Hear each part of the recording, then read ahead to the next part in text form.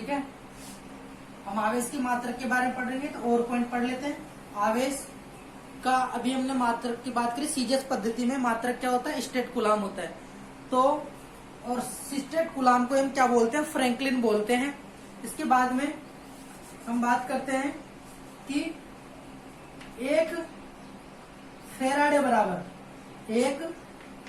बराबर कितने कूलाम होते हैं। एक फेराड बराबर 96,500 कूलाम होते हैं। ठीक है, हम कह सकते हैं कि फेराड आवेश का सबसे बड़ा मात्रक है सीजीएस पद्धति में।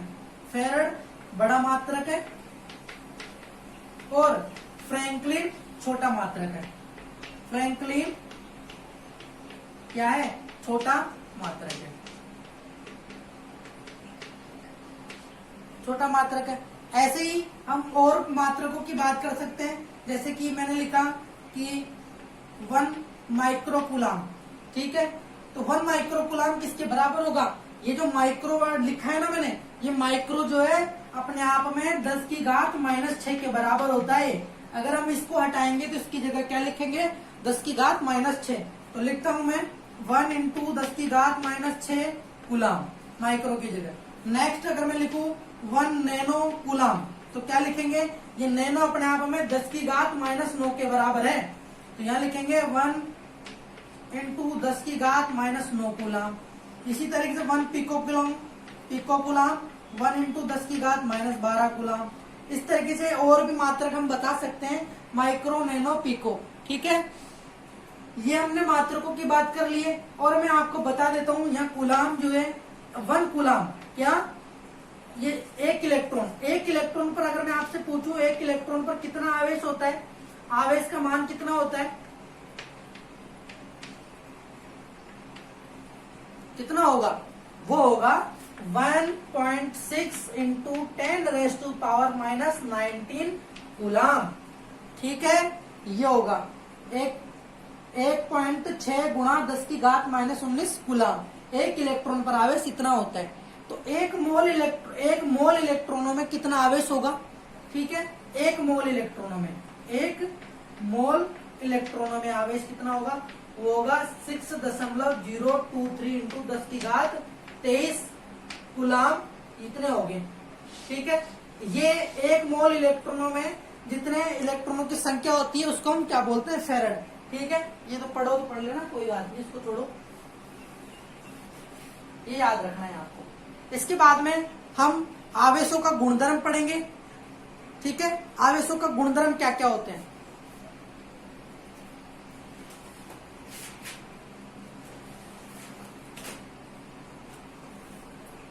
बता देता हूं इसको मैं।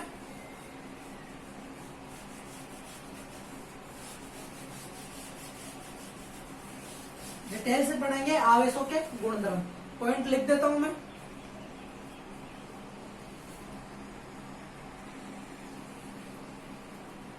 हम पढ़ने जा रहे हैं आवेशों का गुणधर्म। आवेशों के गुणधर्म के 3 नियम है। पहला नियम है आवेशों के योग या योज्यता का नियम। दूसरा नियम है आवेश संरक्षण का नियम। तीसरा नियम है आवेश का क्वांटीकरण का नियम। ठीक है, इनको हम डिटेल से पढ़ेंगे। तो पहले हम लेते हैं आवेश के योग या योज्यता का नियम। समझना इधर क्या होता है आवेशों का योग या योज्यता का नियम। कोई भी जो वस्तु होती है उसके ऊपर कुल आवेश जो होता है वो उनका बीजगणितीय योग होता है। कैसे, जैसे हमने ये वस्तु ली, इसके ऊपर मान लेते हैं प्लस का 3 कूलाम आवेश है। ठीक, इसी के ऊपर माइनस का 2 कूलाम आवेश है और इसी के ऊपर माइनस का 1 कूलाम आवेश हो, प्लस का 2 कूलाम आवेश हो रहा। ठीक है, तो इनका इस वस्तु के ऊपर जो कुल आवेश है धनावेश और ऋणावेश का बीजगणितीय योग होगा। और बीजगणितीय योग में हम क्या करते हैं, चिन्ह के साथ में जोड़ते हैं। तो इसका कुल आवेश कितना होगा, समेशन क्यू कितना होगा, प्लस का 3 माइनस का 2 और प्लस का 2। तो प्लस के 2 से 2 कट गए, कितना आवेश बचा इसके अंदर, प्लस का 3।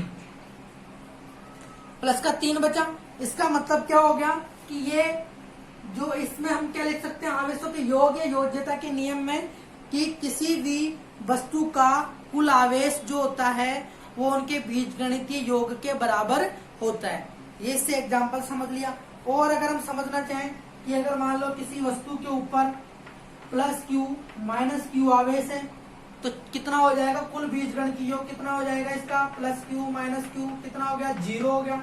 ठीक है, इसी तरीके से अगर और देख लो, किसी वस्तु पर 2 माइनस का 2 माइनस का 3 और माइनस का 4 है तो कितना बीजगणितीय योग हो जाएगा इसका, समीशन क्यों करेंगे तो माइनस का 2 माइनस का 3 और माइनस का 4 जोड़ो, देखे इसको, माइनस को बना गया 4 3 7 और 2 9, माइनस का 9 कूलम।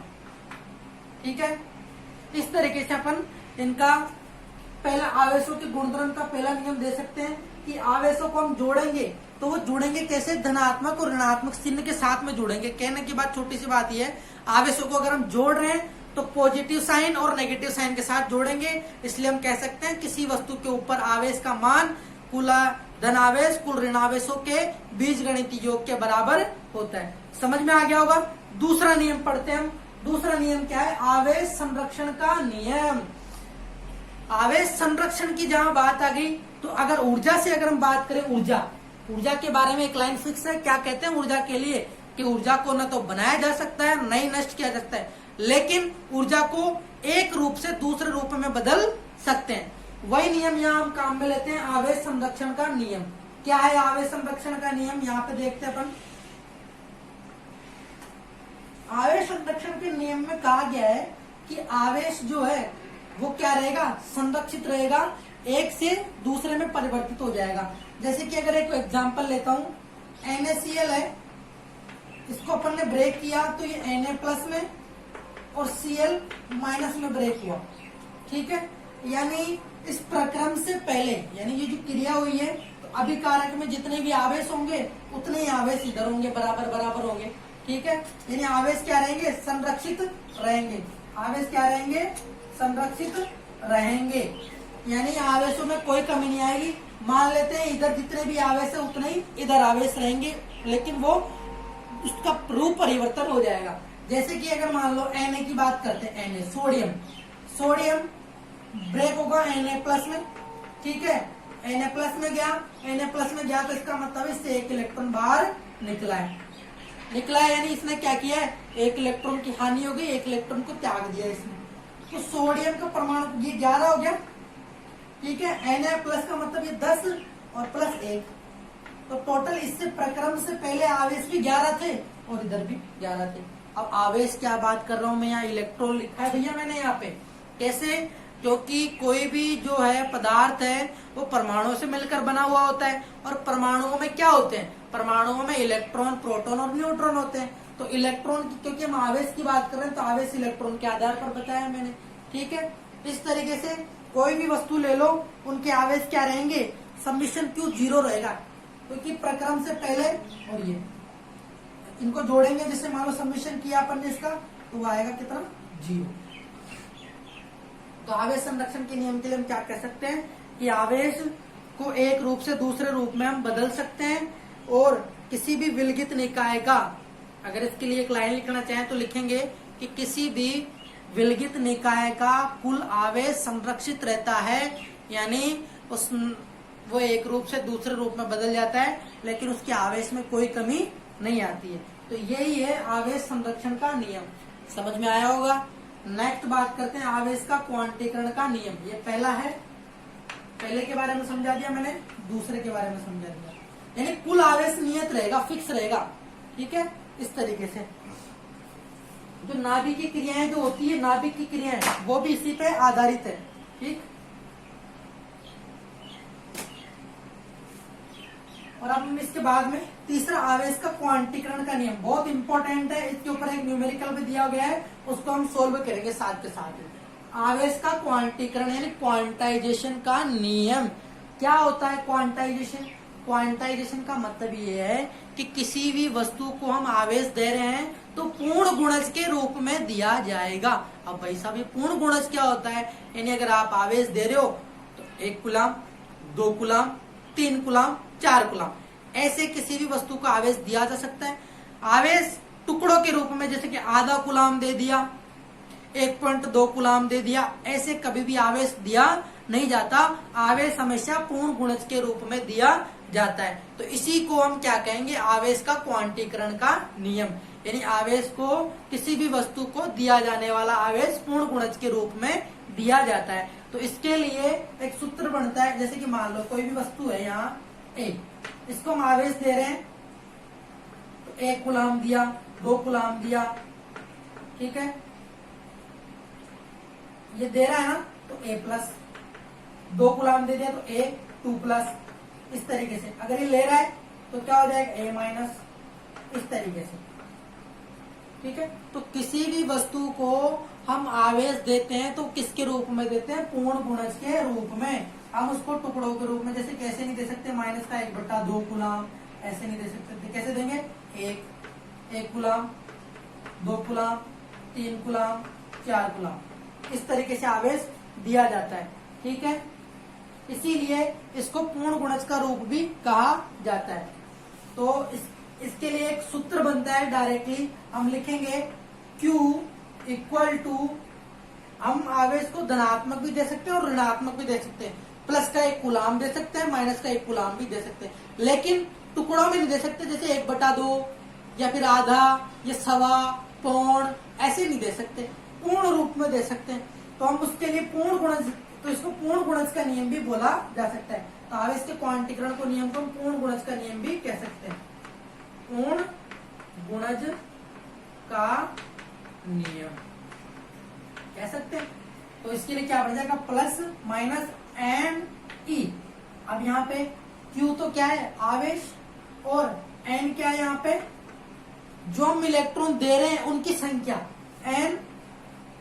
N पूर्ण गुणज के रूप में, पहली बात तो लिख देते पूर्ण गुणज के रूप में होगा। तो पूर्ण गुणज के रूप में कैसे, कि N का मान जो होएगा वो +-1, +-2, +-3, ऐसे से हो सकता है, ठीक है। तो N को हम क्या लिखेंगे, N यहाँ पर जो है स्थानांतरित इलेक्ट्रॉनों की संख्या है, यानी आप कितने इलेक्ट्रॉन दे रहे हो। ये N जो है वो स्थानांतरित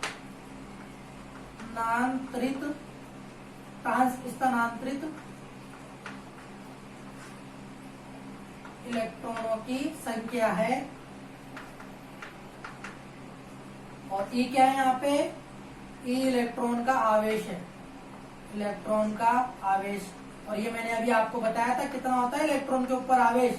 इलेक्ट्रॉन के ऊपर आवेश होता है 1.6 × 10⁻⁻19 कूलाम, ठीक है। ये आवेशों के गुणधर्म की बात कर ली हमने, इसको आपने समझा होगा अच्छे से। एक बार वापस से रिवाइज कर देता हूँ। क्या पढ़ा हमने, आवेशों का पहला गुणधर्म ये है कि आवेशों का योग या योज्यता का नियम क्या कहता है कि किसी वस्तु का आवेश जो है वो उसके कुल धनावेश और कुल ऋणावेशों के बीजगणितीय योग के बराबर होता है। जैसे कि ये वस्तु है, इसमें 3 + 3 का आवेश +2 और ये माइनस, इनका अगर हम बीजगणितीय योग, यहाँ बात लिखिए, ये इंपॉर्टेंट है, बस थ्योरी तो आप खुद लिख सकते हो, बीजगणितीय योग, ठीक है। बीजगणितीय योग होगा तो यहाँ पे क्या होगा, आवेश जो होगा, कुल आवेश बीजगणितीय योग के बराबर होगा। बस इतनी सी बात इसमें बोली गई है। दूसरा है आवेश संरक्षण का नियम। तो आवेश संरक्षण का नियम क्या कहता है कि आवेश जो है संरक्षित रहेगा। कैसे, कि अगर मान लो कोई भी विलगित निकाय है, उसके विलगित निकाय को अगर हम 2 भागों में ब्रेक कर रहे हैं पहले, तो जितना आवेश उसका प्रक्रम, जो प्रक्रिया होने से पहले था, उतना ही वो टूटने के बाद में भी उतना ही रहेगा। जैसे कोई नाभिकीय अभिक्रियाएं होती है, नाभिक की बहुत सी अभिक्रियाएं होती है, यूरेनियम का विखंडन होता है और ताप संलयन वगैरह, इनमें जो अभिक्रिया से पहले जितना आवेश था, तो अभिक्रिया के बाद में भी उतना ही आवेश रहता है। यानी आवेश को हम न तो बना सकते हैं और वो आवेश को हम एक रूप से दूसरे रूप में बदल सकते हैं, आवेश को नष्ट नहीं किया जा सकता, ठीक है। ये ऊर्जा संरक्षण के आधार पर ही है। इस तरीके से हमने NaCl का एग्जांपल दे दिया कि जितने इधर होंगे उतने इधर होंगे, ठीक है। आवेश क्या रहेंगे, संरक्षित रहेंगे, कम ज्यादा नहीं होंगे, ठीक है। ये आवेश संरक्षण का नियम हो गया। तो परिभाषा क्या, इसमें अगर लिखना हो तो क्या लिखेंगे कि किसी भी विलगित निकाय का कुल आवेश संरक्षित रहता है, प्रक्रम से पहले और प्रक्रम के बाद बराबर रहता है। ठीक है। अब हम एक न्यूमेरिकल कर लेते हैं किसके ऊपर, आवेश के क्वांटीकरण के नियम पर, जो पूर्ण गुणज है। ठीक है, तो मैं इसको मिटा देता हूं, आप इसको समझ लेना और बुक में थ्योरी दिखी हुई है उसको आराम से लिख लेना, समझना सबसे ज्यादा इंपॉर्टेंट है।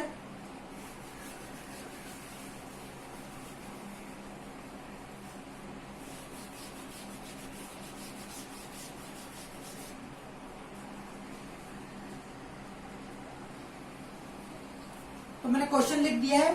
क्वेश्चन है एक कूलाम आवेश में कितने इलेक्ट्रॉन होते हैं। तो एक कूलाम आवेश में कितने इलेक्ट्रॉन होंगे उसको बताना है हमें। तो अभी हमने पढ़ा था आवेश का क्वांटीकरण का नियम क्या था, Q equal to plus minus n e. ठीक है, यहाँ Q तो क्या है, आवेश है, और N क्या था अभी मैंने लिखा था, जो इलेक्ट्रॉन अपन स्थानांतरित कर रहे हैं या फिर कितने इलेक्ट्रॉन है वो, और यहाँ E क्या है, इलेक्ट्रॉनों का आवेश, इलेक्ट्रॉन का आवेश कितना है। N स्थानांतरित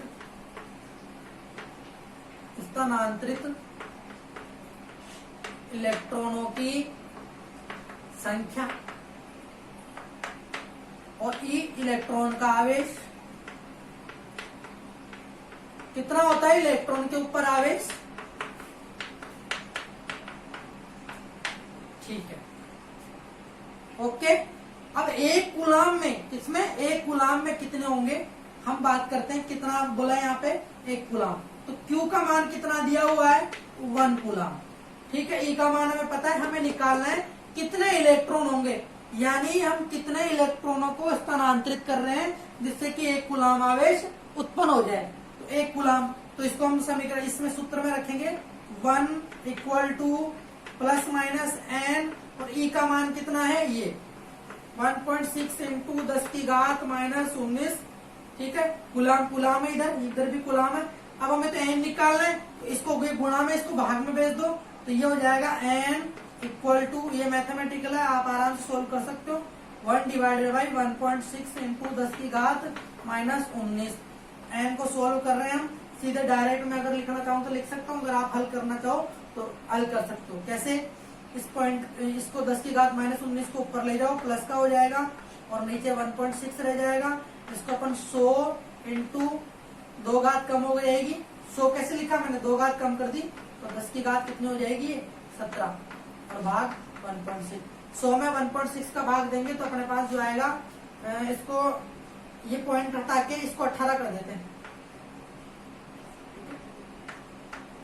तो 100 में अगर 16 का भाग देंगे तो 6.25 बार जाएगा ये, और ये 10 की घात 18। ये आएंगे इलेक्ट्रॉनों की संख्या, कितनी आएगी, इलेक्ट्रॉनों की संख्या 6.25 इंटू 10 की घात 18, ये आएगा इसका। ठीक है, इस तरीके से हमने ये न्यूमेरिकल भी पढ़ लिया है, और इससे आगे की क्लास में पढ़ेंगे हम। ठीक है, तब तक के लिए थैंक यू, और पढ़ते रहो, अपने दोस्तों को इस वीडियो को शेयर करो, और इस वीडियो आगे लाइक शेयर भी करो इसको, और अपने दोस्तों को बताओ। इस चैनल पे आपको फिजिक्स के पूरे चैप्टर करवाए जाएंगे। ठीक है, थैंक यू क्लास, ओके।